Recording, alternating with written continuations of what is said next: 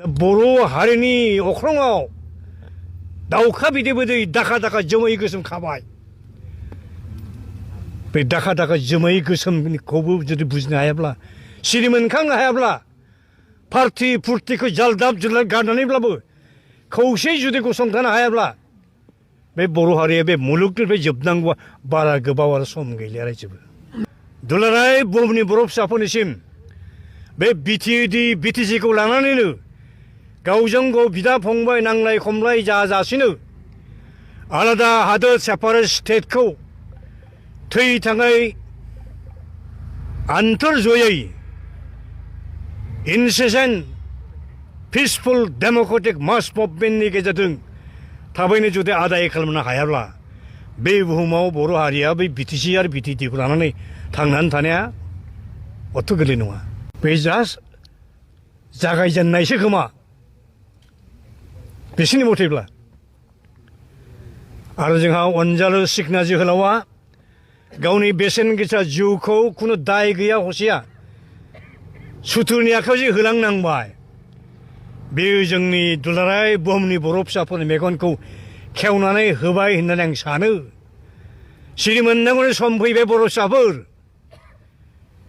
5,000 बर' फिसाफोरखौ मुंख्लं जाहोनानै जों जे बड'लेण्ड टेरिटरियेल काउन्सिल एरियास मोनदोंमोन बिटिएडि आरो बिटिसि, बेखौ दिनै गुबुन जायगानिफ्राय फैनाया दिनै जेरैखि जायाबाबो कब्जा खालामनानै गावसिनि खालामनायनि प्लेनिंजों आवगायगासिनो दं। बेनिखायनो आथिखालनि बायदि गिथाव बाथाव सिटुएसनाव आंनि हाम्बल आपिल दुलाराय बुहुमनि बर' फिसाफोरनिसिम बे बिटिएडि बिटिसिखौ लानानैनो गावजों गाव बिदा फंबाय नांलाय खमलाय जाजासिनो आलादा हादोर सेपारेट स्टेटखौ थै थाङै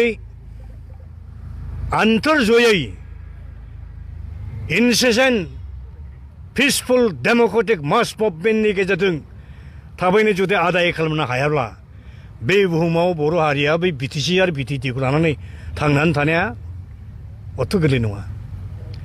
मानो होनब्ला बिटिसि एडमिनिस्ट्रेसन आन्दाराव पुलिस पावार गैया, ल' एन्ड अर्डार कन्ट्रल खालामनो अधिकार गैया। दिनै आसाम गभर्नमेन्टआ ल' एन्ड अर्डारखौ कन्ट्रल खालामो। दिनै जायनिखि मानसिफ्रा अना खाना सिखना जोहोलावखौ गावथारबाय बुथारबाय, बे मानसिफोरखौ बेसेबां हमखो खोनानो मोनदों 18 जनसोल' हमदों। हमनानै हयथ' जेलावसो हरगोन, जामिनाव बिसोर बहगोन थाखा फैसा खरस खालामनानै, खिन्थु रियेल आसोल कालप्रिटखौ हमनो मोनदोंना मोनाखै। दा जोंनि दाबिया जाबाय जाय रियेल कालप्रिट, बे रियेल कालप्रिटफोरखौ हमनांगौ आरोखि। दहाय जोंहा बनसुनि आफादगिरिया फंसे बाथ्रा रायखांदों, बे जाबाय 1989आव इण्डियान पार्लियामेन्टआ मोनसे आयेन पास खालामदों।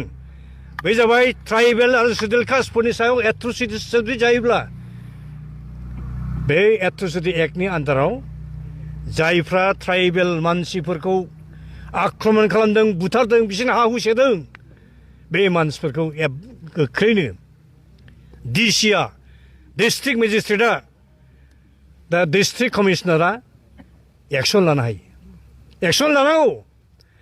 आरो जायनिखि मानसिफ्रा बे घटनाखौ खालामदों, बे मानसिफ्रा जतदिन कमप्रमाइज खालामा बे जायगायाव थानो मोना, खिन्थु बे आयेन मथे बे मानसिफोरखौ होखारहरनांगौ। जेब्ला बिसोर कमप्रमाइज खालामगोन, आं बुलाव मावफ्लांदों, आं बहाय आलो गोजोनै सान्थियै बयजोंबो गोरोबनानै थानोसै होनब्लासो बिसोरथ' थानो मोनफिननो हागौ आरो बिसोर ओरैनो इलिगेल मानसिखा। लकेलनि मानसिया गुबुन जायगानि मानसि नङाब्ला, गोदो गोदाय जुग जुगाव थानायब्ला बर' मानसिखौ बेखौ सिथारनो बुथारनो अथ' हिम्मत बा साहस गैयामोन। दा बेखौ जोंनि आइ आफा रायजो राजाफ्रा बेसेबां बुजिदों, बेसेबां बुजिनो नाजागोन, बिसोर गिदिर साननो गोनां बाथ्रा जादों। दा बर' हारिनि अख्राङाव दाउखा बिदै बिदै दाखा दाखा जोमै गोसोम खाबाय। बे दाखा दाखा जोमै गोसोमखौबो जुदि बुजिनो हायाब्ला, सिरि मोनखांनो हायाब्ला, पार्टि फुर्तिखौ जालदाब जुलाद गारनानैब्लाबो खौसेयै जुदि गसंथानो हायाब्ला, बे बर' हारिया बे मुलुगनिफ्राय जोबनांगौआ बारा गोबाव आरो सम गैलिया रायजोबो। बिराद दुखुनि बाथ्रा। बारा गोलाव बाथ्रा बुंला। जायखिजाया जायफोर कालप्रिट, जायफोरा बुथारदों, बै माबाखौ आरोखि अनजालु जोहोलावखौ फासि होनायसिम सहैहोनांगौ। दा बेखौ एस ए हल बर' हारियाव जेसेबां आफादफोर दं रायजोफोर दं जों गोख्रों दाबि खालामनांगौ। आरो आं मोनसे आपिल खालामनो लुबैदों, दहायसो सिगाङाव बुंदों आङो, दिनै आङो दिल्लीयाव थाग्रा इन्टारनेसनेल लेभेलाव हिउमेन राइट्सनि खामानि मावग्रा सासे जोंनि मानसि दं बिसोरा, बिथाङाबा जोंनि ट्राइबेल। दा बिथाङा आंखौ बुंहरदों, आं ओरैनो खोनादों, सरासनस्रा नुदों ससियेल मिडियायाव बायदि घटना जानाय, डिटेलखौ आं मिथिया, नोंथांमोना डिटेल रिपर्ट कालेक्सन खालामनानै प्रिपेयार खालामनानै आंनो हर, आं जा हायो आं नाजागोन होननानै बिथाङा बुंदों आरोखि। खुनु दिन फासयनायनि खोथा थानाङा। आरो दिनै बे प्रेस मिडियानि गेजेरजों नोंथांमोननि मिडियानि थ्रुयै आं खावलायनो लुबैदों, जोंनि बर'फोरनि गेजेराव जेसेबां बर' फिसाफोर एमएलए दं, मन्त्रि दं, एमपि दङ, बिटिसिनि एमसि दं, इएम दं, चिफ दं, डेपुटि चिफ दं, बिथांमोना काटिं एक्रस द पार्टि लाइन इउनाइटेडलि सिंगल भइस होनांगौ, जाहाथे जोंनि अनजालु जोहोलाव बिस्मितआ मोननांगौ रोखोम जास्टिस मोनो। आरो बे बड'लेण्ड ओनसोलाव बर' फिसा जाहाथे रावनिफ्रायबो गिनाङा जासिनो आनहेम्पार्ड रोखोमै, आनइन्टाराप्टेड रोखोमै जाहाथे आलो गोजोनै सेफलि रैखाथिजों जाहाथे जिउ संसार खांनो हायो, रायजो जानो हायो, बेनो आंनि हाम्बल आपिल। देग्लायनि जानुवारि दाननि थांनाय 19 अक्ट'खालि टिपकाय पर्बतजरा हालामनि बासबारि गामिनि सासे बैसो गोरलै बर' फिसा बिथां सिखना जोहोलाव बिस्मितखौ गावनि कनस्ट्राक्शननि साइटनिफ्राय माखासे कनस्ट्राक्शन मेटेरियल्सफोरखौ लायनो थांनायाव लामायाव गिदिंबोफिननाय समाव मोनाबिलिनि 7टा एबा 7:30 समनि गेजेराव बड'लेण्ड हालामाव गुबुन हादोरनिफ्राय इल्लिगेल भाबै हाग्रा ओनसोलाव हाबनानै थाफैनाय पार्टिकुलार मोनसे हारिनि मानसिफ्रा, माखासे दुश्मनफ्रा बारबारिक रोखोमै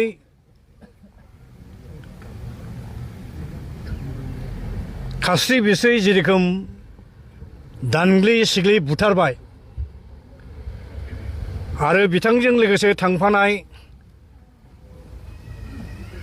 सानै बर' फिसाफोरखौबो जिबायदि रोखोमै बुथारफ्रामबायमोनानो, थैबाय होननानैसो हयथ' गालांदोंगोन, नङाब्ला सोरबा खाथिनि जायगानि मानसिया हयथ' थाब रेस्किउ खालामदों, पुलिसफोर सहैनायनि जाहोनावसो हयथ' बे सानै मानसिया जिउखौ खुनुरोखोम मोनफिननाय जादों। दा बे जाथायखौ आङो गोख्रों रावजों आं सोंखारियो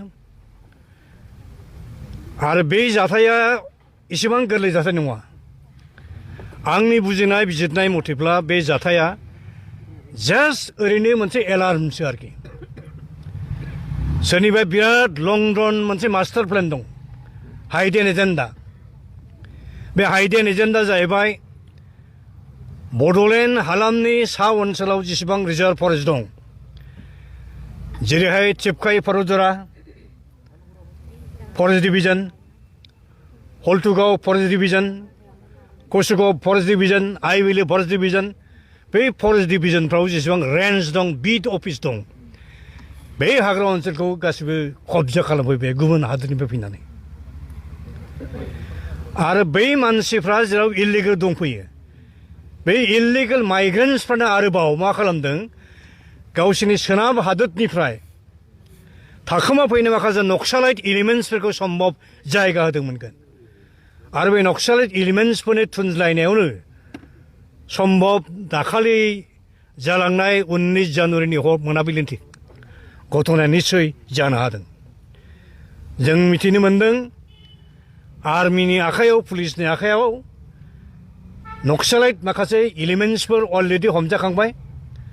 हयथ' दिनै जों सोंब्ला पुलिस एडमिनिस्ट्रेसनाव थ' फोरानो हागौ आरोखि जे बे हाग्रा ओनसोलाव बड'लेण्ड ओनसोलाव खुनु बे रोखोम टेररिस्ट एलिमेन्ट नक्सालाइट एलिमेन्टस खुनु रायजोनिफ्राय फैयाखै होननानै बुंनो हागौ आरोखि ओंखायनो जोंहा फुराफुरि सन्देह दं जे डेफिनेटलि बे घटनाखौ बै सोरबा छत्तीसगढ़निफ्राय खारखोमाबोनाय झारखन्डनिफ्राय खारखोमाबोनाय बा भारत हादरनि गुबुन गुबुन रायजोनिफ्राय खारखोमाबोनाय नक्सालाइट मावइस्ट टेररिस्ट एलिमेन्टसफोरनि थुनलायनायावनो हयथ' बे घटनाया जादों